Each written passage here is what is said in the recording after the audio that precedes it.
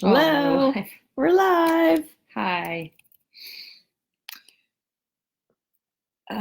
Did you just turn the volume down or No, I up? turn it up. Well, why is it all gray? That's okay. It's a Mac. I'll explain later. Hi, everybody. All right, Rachel's pulling the questions up, so here's the deal, gang. We're talking about independence this week, and so it's going to be a short conversation for a few reasons. One, we Seems independents don't have much necessity for conversation. We don't have conversations. And two, we've each been on the road in different directions. It's the first time we've actually been together this week for a while. And we're on the road right now. Actually, we're in Sioux Falls and we're leaving here and we're ready to go home. So that is the second reason that this is going to be short. That's right. You're actually in between us now and leaving to go home for probably the first time in I don't know how many days. So yeah, and we love you. We want to go home. And for those of you who are saying, I travel all the time for work, good for you. So do we, and this is too much. This is too much. This is too much. Okay, here's our Shelly, do we have any announcements to make before we kick off into this doodad? I think we actually don't. We've done all of the stuff we were doing in the last 2 weeks, or 3 weeks, or 5 weeks. Yeah, we could talk about yesterday for a minute. Yeah, we had our accountability summit. Hi, Carrie. Hey, Carrie. Had our accountability summit yesterday at the R Wine Bar in Sioux Falls. Ricardo and his team were very gracious and lovely. Recommend. Definitely recommend. And so we worked with, I think, 8 companies from across the state of South Dakota, and had a really cool opportunity to talk with those folks about accountability and culture and, a bunch of metrics and tools they can use to measure that culture, where it is, where it's going, what the team dynamics are, and how to get people through all that change. So that was a lot of fun. And I'm going to be working with the DOC? Yes, South Dakota Corrections Association. Yes, this next week on Tuesday and Wednesday. And that's going to be a big meeting, like 50 plus people. So I'll be there in support because that's a lot of people to manage for 2 days. So we'll both be at most of that. So that'll be fun. Yay, both in the same room. Oh, yeah, we do. Gee, Shelly. Okay. We have to do culture types for the SDCA, please. Okay. Thank you. Good thing we talked about that. Anyway, okay, so on to independence. So independents are, I'm an independent. Independents are self-driven and chaos-tolerant. So self-driven in that we really like an opportunity to process information on our own before we go collaborate with the team. So if somebody runs up to me and has this big cool idea, I'm chaos tolerant, so I'm like, sure, that sounds awesome. And then I don't really say anything after that. Seems, like an independent might be disengaged, or they don't really care about your idea, or they don't really think it's a good idea. Stare at you while they're processing. Yeah. And so if you have anybody who on your team, or you've dealt with someone in the past that was like that, they don't hate you and they're not a narcissist. They actually, maybe, we don't know. They're just really thinking about what all of the information that you just dumped on them means. So a good way to handle an independent is to give them an idea and then give them an amount of time, whatever amount of time they think is appropriate, I guess, to think about it before you say, well, what do you think? And then, well, why aren't you saying anything? So the other interesting thing about independence is while independents tolerate chaos really well, they don't tolerate a lack of control in that chaos.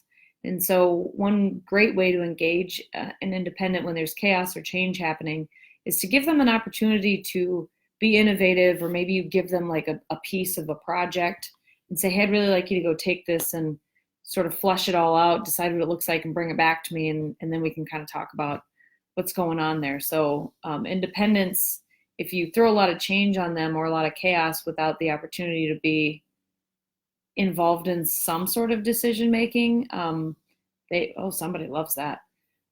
They might just basically tell you to, I would know. I am one of those people. So I would know too, because I work with one of those people. Oh, okay, independent. Yep. Independent question. What are the drivers and fears? What are your fears? You talked about your drivers a little bit. Wow. Independents aren't scared of anything. You better handle. Fears, I would say. Where's my magic book? Yeah, where is the magic book? You can have my magic book. I'll get it out while you think about that. I can tell you a fear: constraints.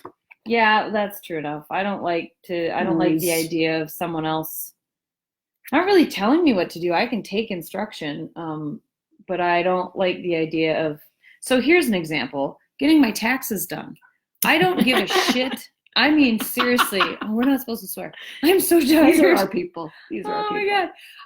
They'll forgive us. I do not care. And Bob and Carrie, they'll forgive us. I do not care about getting my taxes done on time. I zero amount. And even so, my boyfriend Quillen, who's an organizer, it's like, how can you not care about that? It is literally a law. I said, because laws do not apply. Like, why should I care about a law? Right. That does not matter to me at all. So So a fear, as it were, is like constraints around ambiguous social norms piss me off. So there's that. Ambiguous, I think you like. It's assumed social norms that you don't. Yeah, ambiguous in the sense that somebody made the rule that taxes are due on April 15th, 109 years ago, and it's like so doesn't matter. Why that? I mean, but I understand why they exist, and that's where like the independents have to. That's the work an independent has to do, is sort of back into that. Like Shelley will say, well, you have to do blah, blah on social media because it's important. And my immediate visceral response is, I don't care at all about doing that. But I can't do that to her every time, because after a while, she probably thinks that I really don't care about anything that's important to her or her role. Which is what a lot of people think. Yeah. And so I have to manage my reaction to that kind of stuff, because in fact social norms are important for some people, which makes them important for me. Ooh, it's hard for me to say that. Okay, that's awesome. Okay, so here's the official list of independent fears. Are you ready? Yeah. Okay. To be trapped. I'm sorry, but when this happened one time, I was doing this by myself. It wasn't working, actually. I'm sorry, guys. I'm looking at the event log. If anybody's on, can you give us a thumbs up to let us know that? Lisa just joined. We had 2 people just join. So apparently there's something happening. Yeah. Okay. Well. Okay. So fears: to be trapped socially. Like in a small room. Yeah. Just kidding. To conform. Oh, yeah. To be powerless. Mm-hmm. To be ineffectual. Mm-hmm. To be perceived as ordinary. I love this list. We're so good at this. I love it. Okay. To be bogged down by detail. For sure. To be in a situation where they have no control over the outcome. Yep. Those are all true. Damn, we are good. Yeah. All right, so those are the real fears. And that's on. Sorry, I should tell you. That's on page. Is everything working, Shelley? Shelley just crept out of the room to check on our signal. It's so great to know someone so well. You know exactly what they're doing. Independence, off page 51. You can find out all you need to know about Meg, and then you can use it against her. For the good of the cunning. She is very cunning. I mean, for the good of the order, of course. Hard to be duped. Impossible. I'm not afraid of anything. Tis but a scratch. Flesh wound. I have an independent on my team. How do I help them engage with our team? I think I should answer that. I think you should. I don't know what the answer is. Well, I do. I know what the answer is. You say. For me, working with an independent as a co-owner, founder, co-genius, whatever, that does all the things. For us, how it's sort of manifested itself is we have to balance the need for me to be a team fixer, need for me to have her with me all the time. I want her with me all the time. And her need to never show up to the office.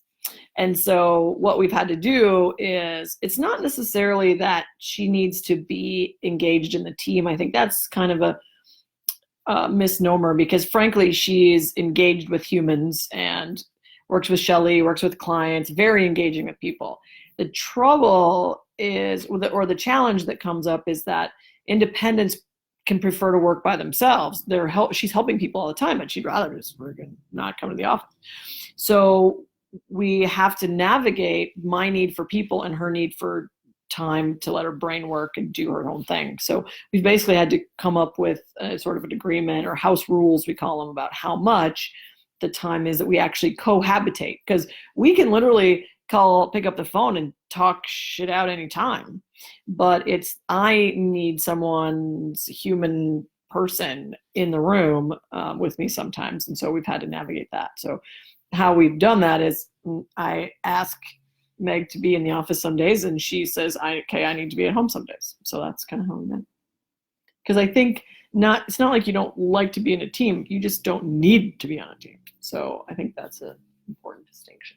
Yeah, and I think from an intellectual perspective, not just in the physical aspect of like being in the same place, but how do you engage that independent who doesn't have a need to come into the conference room and discuss things at great length, or they seem like they're disengaged. I think the thing about independence, I think the thing about independence is, because we're self-driven, like organizers, we come across as transparent, or maybe black and white, and so you can sit down with an independent and say, listen, here are the things that I need from you, and part of that is, I know it's not maybe all that important for you to be in these meetings, but it's really important for the team because you do provide value and blah, blah, blah. And so the fixers and the stabilizers in the world really like to see you in there and engaged and supporting. And so I think from an intellectual perspective, giving that independent some actual, well, I guess to use the word again, perspective on what other people are feeling about what's going on is probably really helpful for them. Because like independents and organizers are not trying to be social criminals.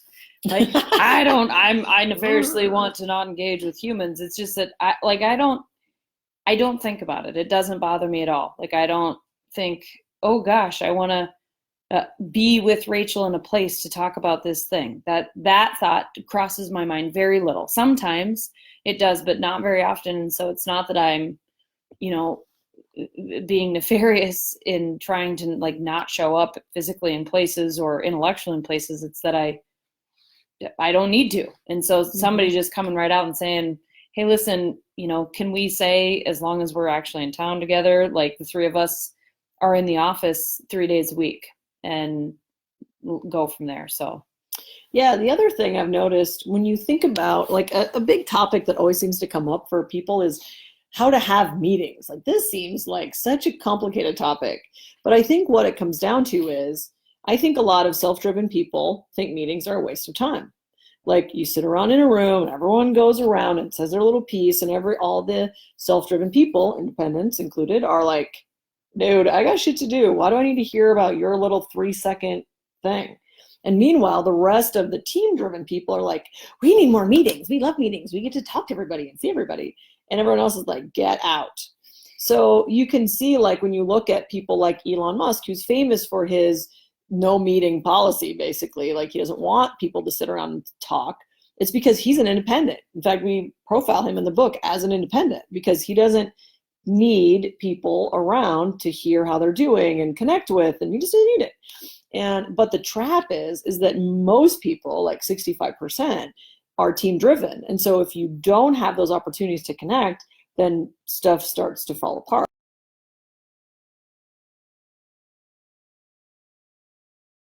Environment where there's leadership that's independent or organizers is that they don't mentor well.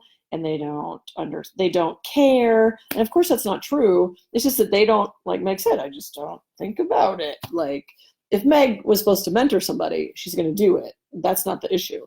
It's like, but a lot of team-driven people just want to feel thought of at random times, and that's just not how they work. So it's an interest. So when you think about things like, well, so-and-so doesn't want meetings and somebody else wants meetings all the time, that's really not a productive, it's not a, anyway, what I'm trying to say is the theory behind it is really, I suspect, about team-driven people versus self-driven people. And that, I think, is a lot when it comes to some of those discussions around how to run a business, is based on those things.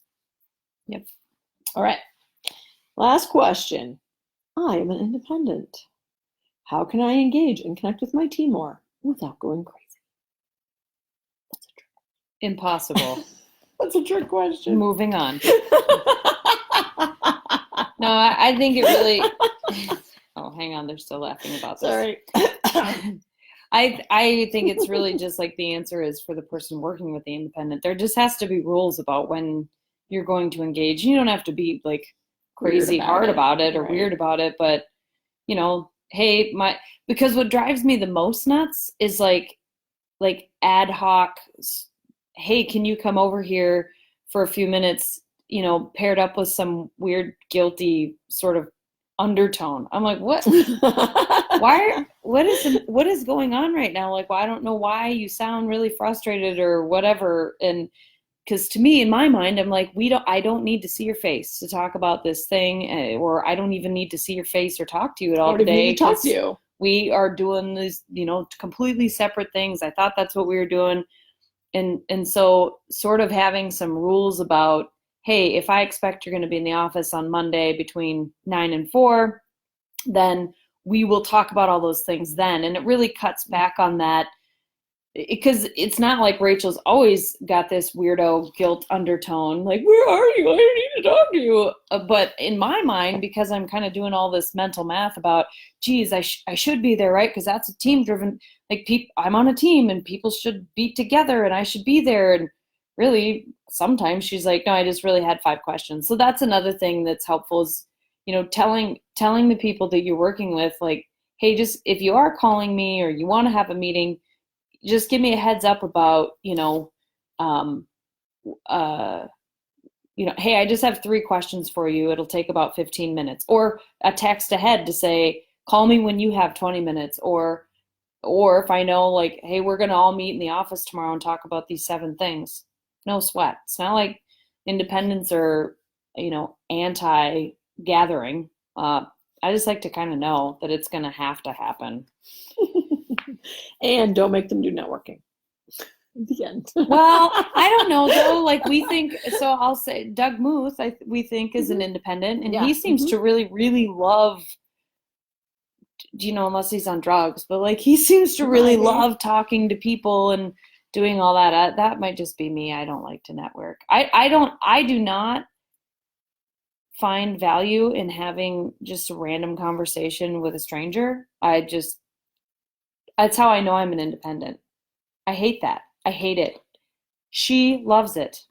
Like, I can't even listen to her have a conversation randomly with a stranger. It drives me crazy. It's so funny to watch. Oh my God. I just so yeah, I don't know. I'm not much for networking. Yeah, well, it's 1 letter away from not working. That's right, Paul Thorstensen. Networking, 1 letter away from not working. Yeah, well, and that's the weird thing, right? Because as a fixer, I'm always looking for connection. How are we connected? What do we have in common? How can we see the world in the same way, and all of that? And that's what I love. And Meg just isn't driven by that. And she has other things. She loves talking one-on-one with somebody, and she can sit for hours and talk to a person about whatever something common interest they have. And I'm like, I gotta go. Yeah, Rachel's like, look at that person over there with pink hair. Let's go talk to them. I'm like, go ahead. I'm really comfortable right here drinking my bourbon and talking to this one person about marathon running. And 2 hours later, they'll still be over there talking, and I've talked to 12 people. Right. And I think, you know, another really important thing to point out, not so much just about independence, but sort of about those preferences generally, is when you know about the different culture types and the things people like to do, then there's not that, like, I don't feel, for a long time I felt guilty when we go to networking events, because I mean, it was like, I would nearly be in tears. Yes, people, I actually can cry. I would nearly be in tears at the end of a networking event, because when you're sitting by yourself at a networking event, weirdos like Rachel come up to you and they're like, "You look so lonely. You Can don't I get to talk sit by you?" yourself at networking Oh, events. God. And so I was talking to all these people, and that was really painful for me. But I felt bad, and like I needed to do it because that's work for That's us. what you're supposed to and do. Rachel was doing it and loving it. And, and so once we sort of figured that out about each other, she's like, "Hey, I'm happy to go do the networking things." And I said, "Great. I'm really happy. The way I love to engage with people is either in a one-on-one setting, or if I can teach. I love being in front of a group of people and teaching them and answering their questions. I love that." And so it's really about seeing, like, what magic things do the people in your organization bring to the table, and not expecting everyone to love to do everything the same way, because then we can split our time up and utilize it in different, better ways. And that makes way more sense for us, especially in a small business, to do it that way than to just say, "Well, gosh, we both have to be doing this thing because it's the only way we can do things." So anyway, somebody's home. Jason's home. All right. Well, do we have any announcements? Oh, we have our journal out. Can I show that thing? Jason, are you going to come be on our Facebook Live? What? Are you going to come be on our Facebook Live? No. Okay. That sounds like me. We're almost done. You want to grab the journal? It's right in my blue bag. Blue. Oh, sorry, I was really close. There it is. Yeah, there it is. It looks so great. Oh my God. I don't know how you can even be excited about anything right now. Here's an example of a week. That's right. The cool thing is so Laura, who is a genius, Laura Howard, our graphic designer. Yes. So what she did is she asked for, oh, look at this, June is Independent Month. So she asked for a monthly theme. So we put together the monthly theme, and then, being the crazy detail person she is, I'm not sure, I think she's a fixer, but she has some serious orderly tendencies, is she actually matched all of the quotes from the book to the monthly theme. Dude, this is not something we would have ever done. So anyway, so it's cool because, of course, what we're going to do is we have a prompt area. It says the IX prompt over here. And so then every week on Wednesday, or today, Thursday afternoon, every Wednesday we'll have an IX prompt about something thoughtful to write about or process for you and in your organization. So it'll be a fun connection with this live event and the book, because the quotes are on the book. So, and where can I buy a planner? Oh, that's great. It's on Amazon. And Shelly, thanks, Shelly, we'll put the link in the comments. And that way you can write it. Oh, they're ready now, right? They're ready now. They're ready to be ordered off Amazon right now. And actually, there is another spot on the Facebook group that we put the link, but it's kind of buried. So we'll put it in a more prominent place for you to check out. We will probably, I don't know if we've decided, but we probably will be selling it at the Women in Business Conference in Deadwood in a couple weeks. So for ladies that will be there, you can either buy one on Amazon or buy one from us there. They make great Christmas presents along with the book. That's right. I probably should get those ordered if we're going to sell. Yeah. Are we done here? I think so. Anything else coming up? Any other thingies? Nothing in the next week. Okay, awesome. We're booked all the way through with the events till next Wednesday. I'll probably be doing the Wednesday live myself because you're going to be still teaching. That's true. Okay, so I will see you next Wednesday. Thanks, buddy. Bye. Lead powerfully. Change the world.